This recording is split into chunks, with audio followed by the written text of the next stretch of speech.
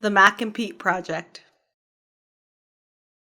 Hello, everyone, and welcome to the first episode of the Mac and Pete Project. This is a podcast where we are going to be discussing our favorite things from pop culture, mostly just movies and TV shows that we like. We decided we're going to start with Star Trek, The Next Generation. season 1, and I think we were going to go episode by episode, but we're like, that's going to take about 3 to 4 years to finish. So That's we're a like, lot. we're going to analyze it by season at a time.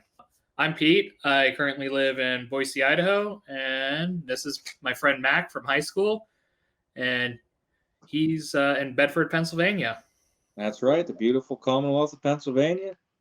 And do you want to give a little bit of background about how we met and everything, or?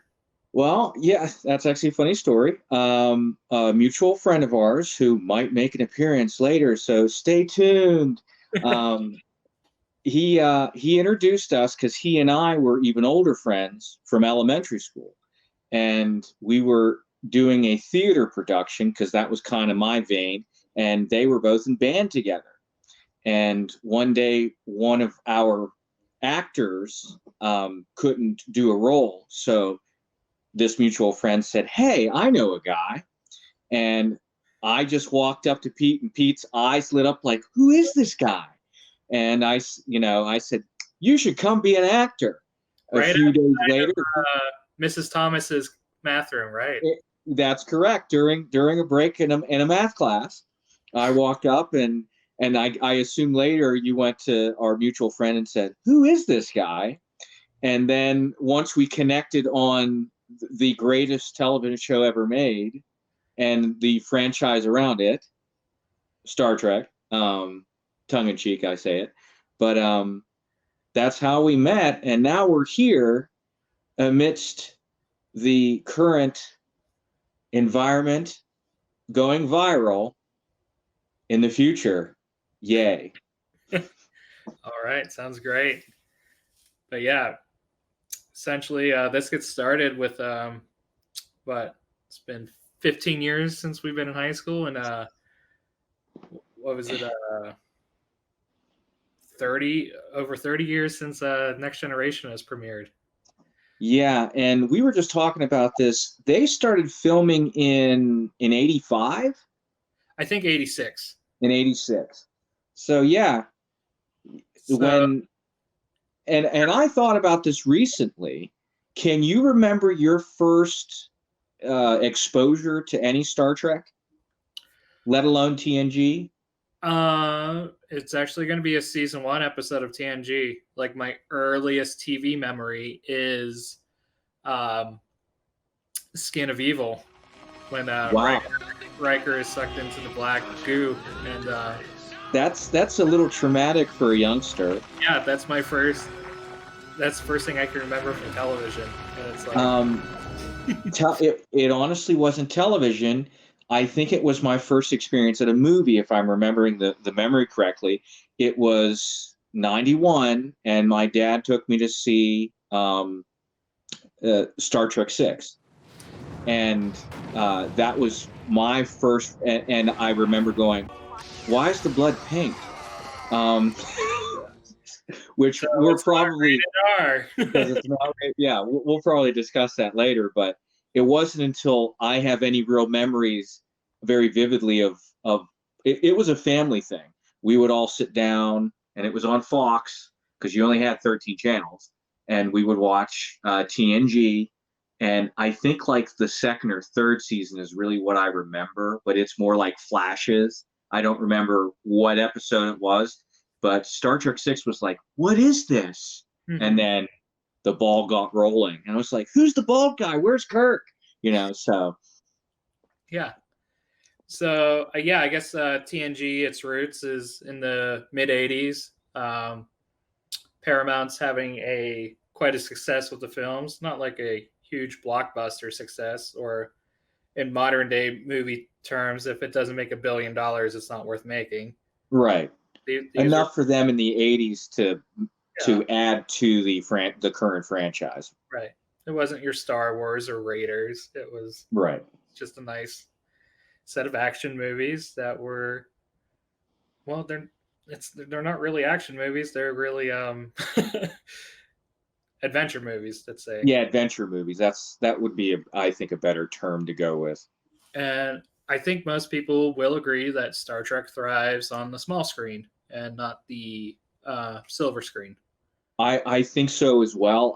I would probably be one that would say the best films were the original six, but they were good. They weren't, Star Wars quality. And one would argue that Star Wars is best on the big screen, except Mandalorian came out, and then, well, that blew that out of the water. Many centuries. Sadly. I guess that depends on how you look at it. For Mhm. me, I would agree that the series, whether you're looking at DS9, Next Gen, Voyager, the original series, even the animated series, um, they really thrive because of it's very episodically driven. It's more like the Robert E. Howard stories of Conan, where you have little glimpses into Conan's life. It's the same idea, even though it's told more chronologically. Um, and I think, and we've talked about this before, where Star Trek is a character driven television show. And that's when Trek is at its best. And then kind of just popped in my head, but I think we actually have to start even 10 years earlier, 1975, when they were talking about doing the phase two. The phase two, yeah. And I've seen some clips of that, and I'm kind of glad that they went in the direction they did in hindsight. I don't know. I mean, because they didn't have the same rating system when they canceled the original series.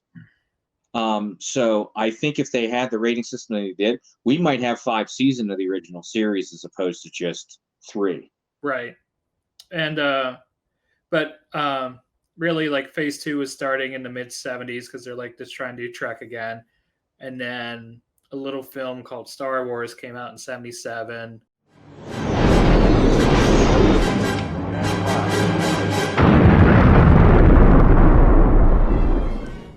And then Spielberg's, I want to say Close Encounters of the Third Kind.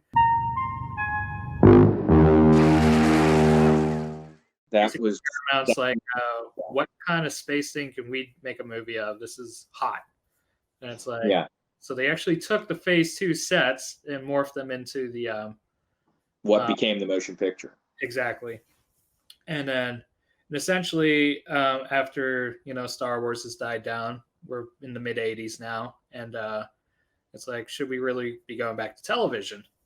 And it's like, you're starting to have an aged cast. Like, they're not elderly by any means, they're just older, and you don't really want to have a 26 season television show with a age to aging cast working 18 hours a day to produce those 26 episodes. So I think it was like, well, let's go forward with Star Trek 100 years and see how much things have progressed.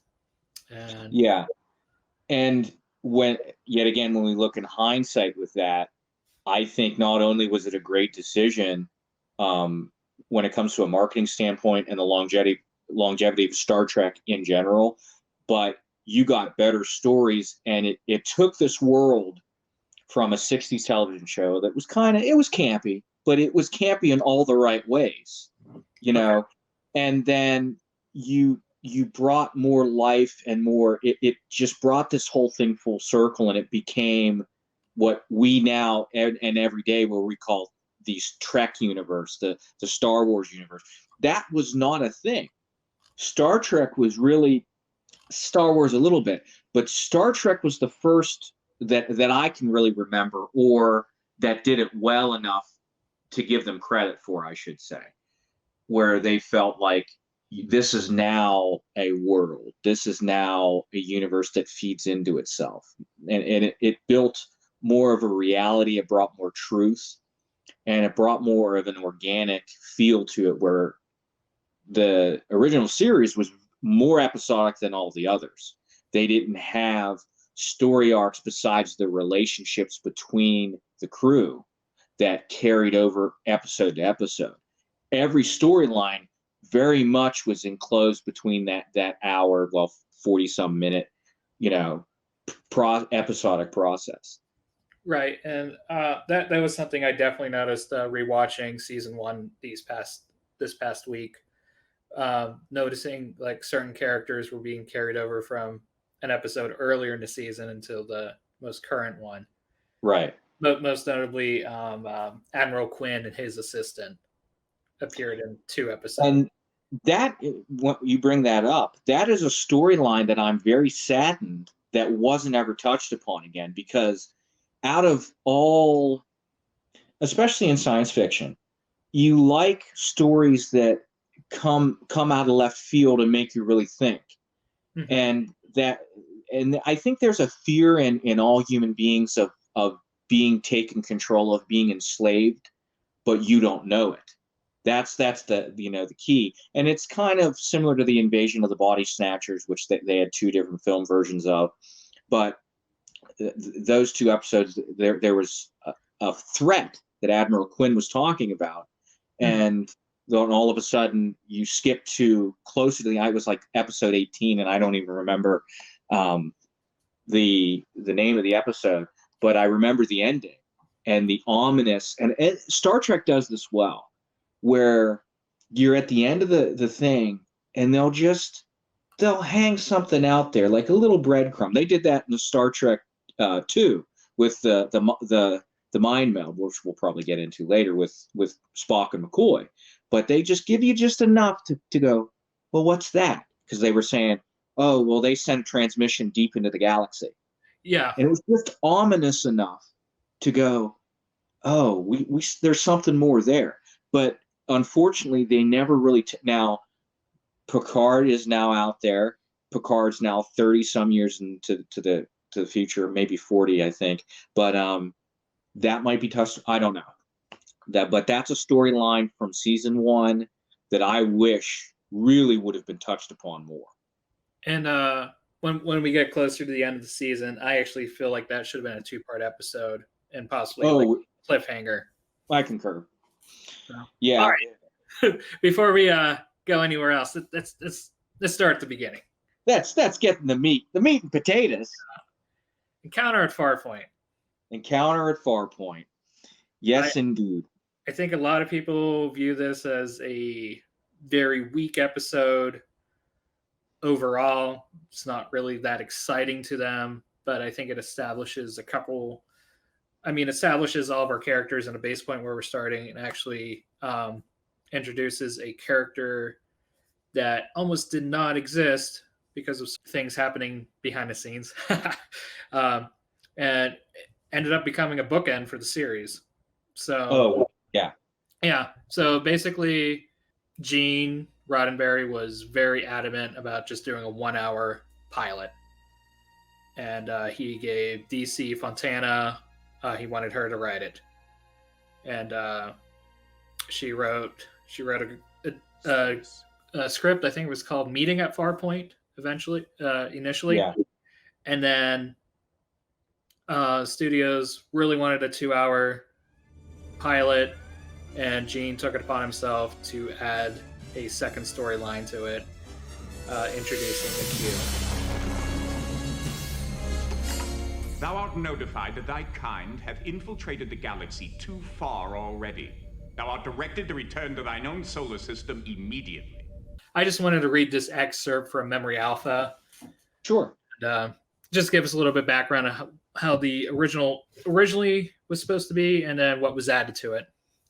So basically, an early version of DC Fontana's story outline, bearing the working title "Meeting at Farpoint," was more focused on action than the episode ultimately became, and several plot points and names were also different from the final product. For instance, Groppler Zorn was named Elzevir. The captain of the Enterprise D, which just completed a successful mission, was Julian Picard instead of Jean-Luc. First officer was Kyle Summers, which kind of sounds like a family member, Scott Summers from the X-Men. Security chief was Macha Hernandez instead of Tasha Yar. Summers was promoted to captain and was scheduled to take over command of the science vessel Starseeker at Farpoint Station. And I think we kind of agree Starseeker became Stargazer. uh, where are we? While in orbit of that facility, crew transfers included Lieutenant Commander William Riker, spelled with a Y, Lieutenant Commander Data, Dr. Beverly Crusher, and her 15-year-old daughter, Leslie, which became Wesley. Riker and Data shared a deep friendship. Following the transfer, an alien vessel appeared near the planet and sent a message that all personnel had to beam to the planet, and that all personnel had to beam to the planet or all would die. The captain of the Starseeker was preparing to have his ship fire photon torpedoes at the newly arrived vessel, but before he could do so, the Starseeker was destroyed. At Picard's orders, the crew of the Enterprise D beamed to the surface and made contact with their enemy, the Anoi, an ape-like species with high technology. The Anoi enslaved both the crew and the inhabitants of Farpoint and forced them to mine the mineral bow mine. An away team, including Data, Riker, Troy, and Hernandez, got aboard the Anoi ship, and with the help of Leslie Crusher's knowledge about the vessel's layout, Troy then learned that there was no engineering room aboard the ship. The ship was actually a life form. The life form had been enslaved by the Anoi and needed bow mine to survive. Fontana noted, "I did want to reveal at the end to be a true surprise that it wasn't a mythical something, it was a creature." And I'm biased because I'm a huge DC Fontana fan. I mean, going back to the original series, I mean, almost every episode she's ever done, I loved. And a lot of creators of television shows, I think, suffer from this. I don't know if they start, and you and I have talked about George Lucas. Star Wars was great, and then you had Empire and then Return of the Jedi, which I would probably argue are the two best. And I think the reason is because you had other people adding to it, other people saying, you know what, that's a little too much. Let's do more of this, in the director's chair.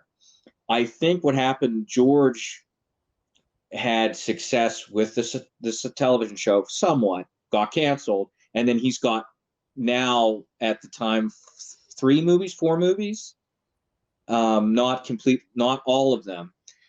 And he's going, that's just, and I think he overdid it in this case.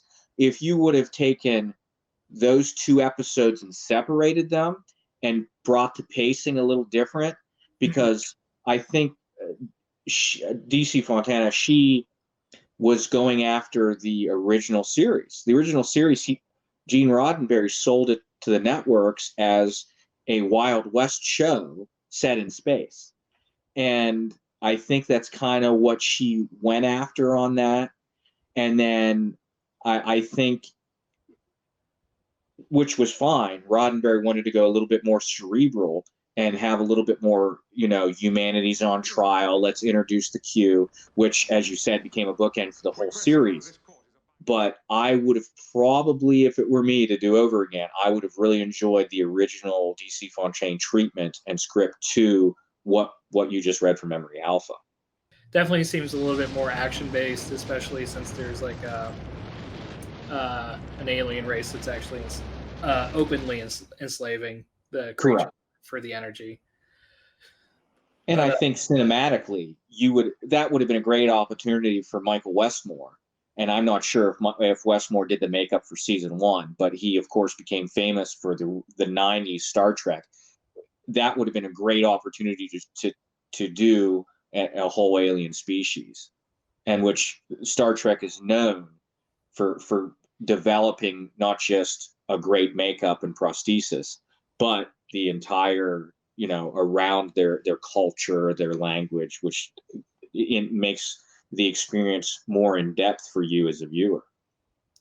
Personally, I never found the Farpoint story, the station, that interesting. I've definitely found the Q storyline to be much more interesting and wish there was a tougher puzzle to solve as the series. And that's why I said if it was a separate story, I think you would have been able to have a more in-depth, interesting story from Fontana.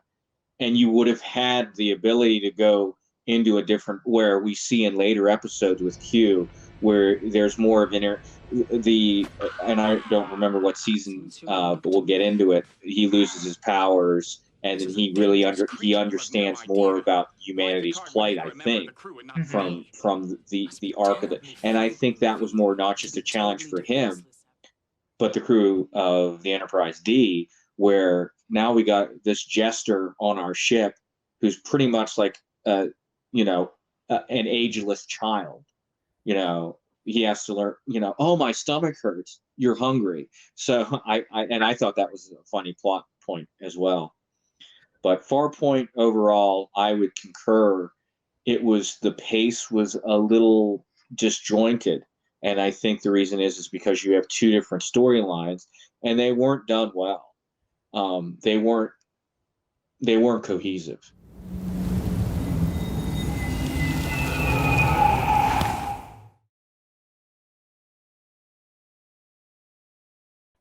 It seems to be a tradition in Trek, like pilot episode features a character from a pre-existing show or movie. Oh, that's probably my favorite part, because as you are well aware that I love the original series, and when you see, you hear his voice first, and you're like, oh, it's Bones. My atoms scattered all over space, boy. No, sir. So, and you see him walking with Data, and just that line, and I don't know why, the older he gets even more Southern than he was on the original series. Well, this is a new ship, but she's got the right name. Now, you remember that, you hear? I will, sir. You treat her like a lady, and she'll always bring you home.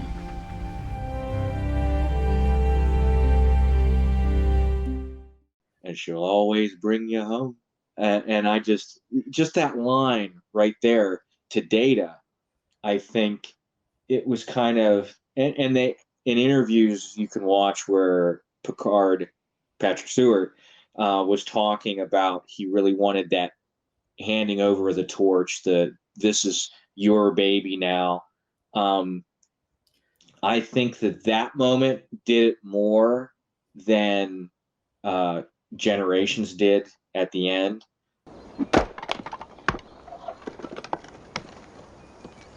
Beautiful day. Why DeForest Kelley? Why not someone else? And because it's like the logical choice would have been Spock. No. Yes. Yeah, No. Yes. No. Yes. Yes. So they're like, we're going to make McCoy 134 years old and never call him McCoy. Just yeah. I don't know if, and they've done this before, where there's a kind of sleight of hand behind the scenes. At that time, Paramount was owned by whom? It was Paramount Viacom, wasn't it? I believe it was still just a studio. Okay, sure. Because the original series aired on NBC and was brought by Lucy and Desi. I forget the name of their company. Desiree. So it was brought. So I don't know if there was some type of thing with that they couldn't use McCoy. I don't know. Everybody knows who it is. That would probably a little bit more investigation past this for someone who's really interested. But so let's say it's not a rights issue. Do you think it may have been like an ego issue from like Shatner not wanting to do it? Well, I know that you've met Bill in person. He's a lovely man. As picture. And I know you've met a few of them, and you and I've met them together, but I don't think it was ego at that point. I think it might have been more along the lines of convenience, I think, is the best way to do it. Let's say you... Was he shooting TV shows at that time? Was that TJ Hooker time period, or... I don't know when TJ Hooker was airing. I think TJ Hooker was either late 70s, early 80s. That's probably one that you could look up right now. 82 to 86. 80s. So yeah, he would have been filming T.J. Hooker. And you're right, Spock would have been the logical choice, which of course over the course of TNG, they've had 3 original series cast members to come on. My probably favorite episode is season 5, which you know because I'm a Scotty fiend. Here's to you, lads.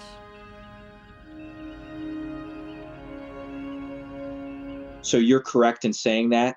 And there could be a financial thing where there was a discussion with, let's make Sulu 100 and some years old. And they went through whoever was the most popular. And it could have been a mixture of a lot of things. But I would probably say that at this point, DeForest Kelley was probably semi-retired. Yeah. I mean, the real work he really did was in the 60s on Westerns. I don't really remember him from a lot of other stuff. When it comes to the original cast, probably I would say the 3 most successful would have been Bill Shatner, Leonard Nimoy, and slightly with George Takei, but that's kind of later. I mean, in season 2 he did the Green Berets with John Wayne, and that was pretty. Other than fast forward to 2000s when he really kicked off his career into the next phase. Oh my. Walter Koenig, I think, did a short stint on Babylon 5. You said something, Captain? Not a word. I'm going to guess that when it comes to Farpoint, it was convenience, and he was and let's say they asked for money. They had already talked to Spock. They already talked to Leonard Nimoy to get Spock. And Leonard Nimoy went, well, between filming Columbo and the other guest starring roles that I did in the 80s, and I'm now a director. He had a great film and a great career in photography. I mean, he might have just wanted a little too much for a 30-second cameo in a television show that he wasn't going to be on. That's probably what because it's not just art. It's like he's got to get paid for what he does. So I'm going to say that it's a mixture of things. Okay. Let's actually talk about the main cast, just a great version of each one.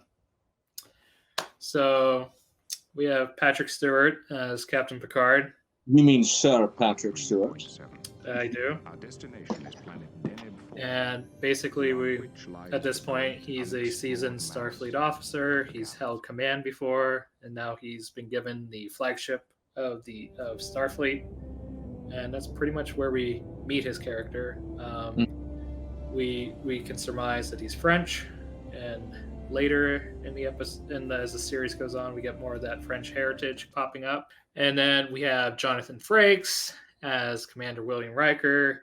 This is not his first time serving as first officer, because no, I don't believe so. That's even mentioned in Encounter at Farpoint. Picard was testing Riker to make sure that he was the right choice for first officer. Permission to speak candidly, sir. Always. Having been a first officer yourself, you know that assuming that responsibility must, by definition, include the safety of the captain. I have no problem with following any rules you lay down, short of compromising your safety. And you don't intend to back off from that position? No, sir. One further thing. A lot of Farpoint, if you set aside the kind of choppiness, there are little pieces, little diamonds in the rough of good little character building that when you bring that all together was the foundation of, I mean, you even see the first little glimpses of Colin Meaney, who I'm guessing at the time didn't have a character name, but later became Chief O'Brien.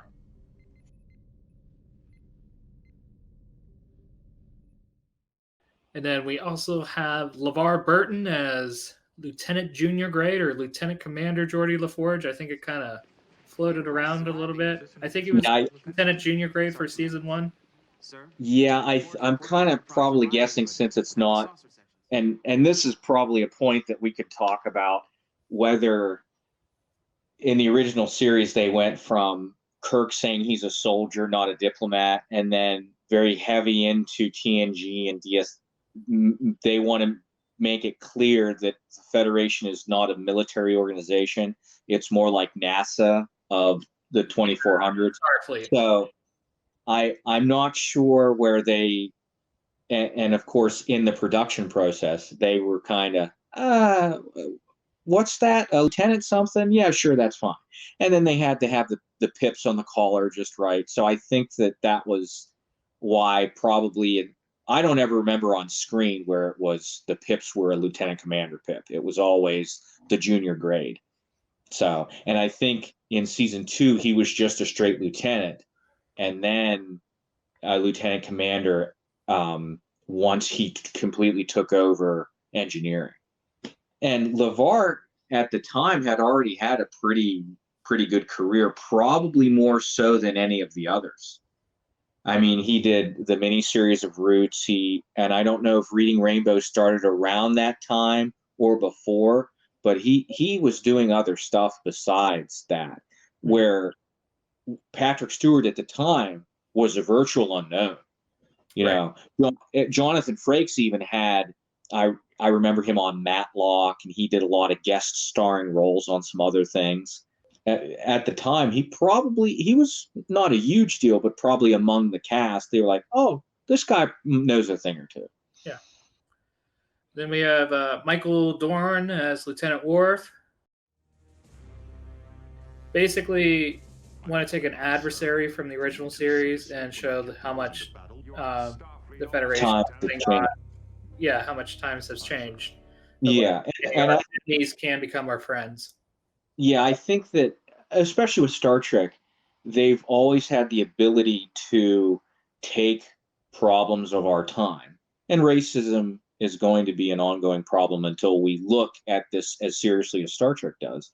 May this be our final battlefield with Fred Gorshin in the original series, where the aliens were white on one side and black on the other, and then the same species on the same planet had one on the other, Yeah. And Kirk and Spock, they were like, we can't, what's the difference? He's white on the left side, not on the right. I mean, that was as ridiculous as it sounds to you and I.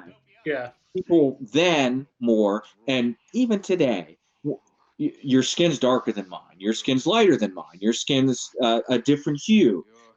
We can go all day with that, but the premise of now this is a species alien to humanity, but culturally is based on one of, and they did a little bit more in the original series, that they were more hunter-esque than warrior, but that kind of evolved as we've seen throughout the entire span of all the franchises, to be more of a warrior race.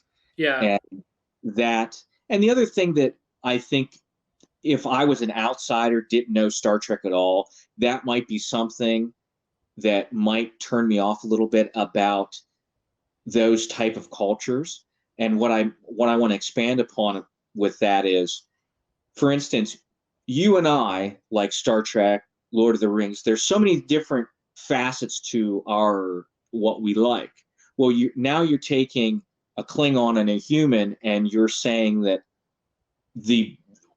their culture is based around that, and there's no other real individuality there. And I think that later, and as they expand upon it, they do an okay. I think they could have done a better job, especially when we introduce Alexander, which is Worf's son, into the picture, where not all Klingons are the same. Not all Klingons are these warriors. Some are bad, some are good, some are not warriors, some are doctors, some are lawyers. And I think that adds that element where it might be the dominant part of the culture, but that's not the entire, story. Yeah. And I like that, because that's something that we get to see Worf experience, and the best thing about Worf is he's not only, and Michael Dorn overall, because Michael Dorn later plays his grandfather in Star Trek 6, and then not only plays Worf in TNG, Deep Space Nine, and then 4 of the films. Out of all characters, you see the longest changes as a character with Worf, because he's on 2 different series. So, and I really enjoyed watching Worf's development, because if you watch Worf it wasn't season 7, but if you don't include the films, if you watch him in season 7 of DS9 and then you go back and look at him in season 1 of TNG, they're almost unrecognizable because of how much the character has developed over a 10-year period. But in that time, I think it's supposed to be 15 years. And next we have Gates McFadden as Dr. Beverly Crusher. Now, Gates, she's, I believe, originally from Ohio. And at this point in her career, I can only, after Star Trek, remember her in a film that I know you quote on a frequent basis, The Hunt for Red October, and she's got like one line. Don't let her pull more than the usual nonsense. 2 stories, 2 glasses of water. Jack, you're going to miss the plane. In The Hunt for Red October. I'm assuming that she had done some theater work at the time. But her character, I think, is almost there on purpose, not for any other reason except to open up Picard. I think she is a trigger character that lets us see more of Picard's humanity. And because you get the sense in Farpoint and throughout, especially the first, not until we get into the second season, where Picard is very much set apart from the crew. He's not. It's a very hierarchical way. He's on the top. He has to be different. He has to be above reproach, and he takes that to an extreme level almost, where he seems almost Vulcan, almost withdrawn. But especially in Farpoint, there's a beautiful scene where you see the turbolift doors open up and you see Beverly Crusher walk out, and he almost gets, and what's a good word for it? It's almost when you see an old lover, and it's a palpitation in his heart, and Beverly. I don't think he says Beverly. I think, what is he? But he says he acknowledges who it is, and then you see Wes behind him and behind her, and then they come and they visit. But that scene right there, just those few seconds of and Patrick Stewart did a great job in the reaction. But that few seconds there, you get he's hiding everything from everyone. Now we have Marina Sirtis as Counselor Deanna Troi, who I don't think is ever given a rank until season 6, I believe. Or a uniform. Well, she has the skirt uniform. Yeah. In the pilot, but and one of my favorite scenes from season 1 is in The Naked Now. Yar and Troi are in Troy's quarters, and she says, Deanna, I just love the things you wear off duty. And then I sat and thought to myself, she must be off duty all the time because she's never in uniform. We have the Brent Spiner as Lieutenant Commander Data. The one and only Brent Spiner, who's a Texas native, which you can't tell from his voice whatsoever. We need kind of an actor from somewhere that we can just pull out who's decently funny, who does impersonations, character work, and they just went, here's Brent Spiner. Because I remember clips now, and I used to watch Night Court.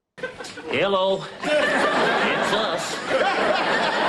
And he did this like Southern, very not very bright fella, and it was very much in what I would call the Brent Spiner lexicon of the way he acts and with the way he approaches Data, Lore, Dr. Sung, all of those is, I think it's his sincerity that really makes his characters fun, but yet approachable to a way. And the way he does it is almost childlike in the basis of the truth. And you see that in Data. Marvelous. And last but not least, we have Will Wheaton as Wesley Crusher. I know a lot of people had a problem with Wes, specifically Will Wheaton, whether it's his characters, and I think, and I've heard the interviews, about Roddenberry talking, where he said, "Well, that's me. If you don't like that, you don't like me," type of deal. I don't feel that way. I just kind of feel like you have a really big piece of machinery with the Enterprise, and we have this 16-year-old kid just kind of randomly running around, and then now he's an informal ensign. So I think I would question the reality of that situation. I mean, it's plausible that in 2 centuries, NASA might just let a 16-year-old fly a $1 zillion piece of equipment. I'm not a qualified judge on that, but is it plausible? I don't think so. That's my problem with the basis of Will Wheaton's character. So I've always felt like Data had like admin control over Crusher's unit. How would you like to steer the ship, Dwight? Keep us on a steady course. Keep a sharp eye out. I'm counting on you. I was the youngest pilot in Pan Am history. When I was 4, the pilot let me ride in the cockpit and fly the plane with him. And I was 4, and I was great. And I would have landed it, but my dad wanted us to go back to our seats. So that... Well, the funny thing about that is we've joked about it. Either the Enterprise is set where you can just hit a button and it's now ops or nav, because I remember the first season, it's like they would switch chairs a lot. Yeah. I mean, Data was almost always on what would be the left of Picard if you were Picard, on the right if you were facing from the view screen. But there were times when they would switch it up, and I just went, which one's the driver's seat? So you could be right. It's like it's practical training. Well, the other thing is, it is this season when he tries to test to go into Starfleet Academy. Yeah. So it is also very plausible to where he's like a practical internship type deal. So I guess that could be explained around. As for Will Wheaton, he's another one where his career was made by Star Trek, where he was only in Stand By Me, I think, with Jerry O'Connor or O'Connell. I don't know much more about him besides in Star Trek, and then later he played himself in Big Bang Theory. But and he does some podcasts now. But other than his portrayal, I enjoyed what he did when he did it. Yeah. I think, and the other thing is, I think the writers made him more annoying than he should have been. Than he had to have been. Yeah. I mean, if you're and I did like, and this is a part of the storyline that I didn't like. The one that I did was when you saw, because we get to probably my favorite episode of season 1, which was where no one has gone before, with the Traveler. Because aesthetically it's a great episode. But you're introduced to the Traveler, and then that starts Wesley's story arc of him being like a Mozart, where instead of delving more into that, you make him this whiny little kid. And that's not Will Wheaton's fault. That's the writer's fault for not understanding him more. And if you compared to like good character arcs to bad character arcs. You know, it's like Crusher, Wesley is like the opposite of Worf. Oh yeah, yeah. It's just Worf was so well developed and thought after, and it was just like you had a character there that could have real purpose and meaning that really wasn't used as an asset on screen. It was just kind of this afterthought, and I think that's why people get frustrated, especially Trekkies that get frustrated. And that's not Will Wheaton's fault. That's the writer's responsibility. Next time on the Mac and Pete Project, we will be discussing the rest of Season 1 of Star Trek The Next Generation. See you guys next week.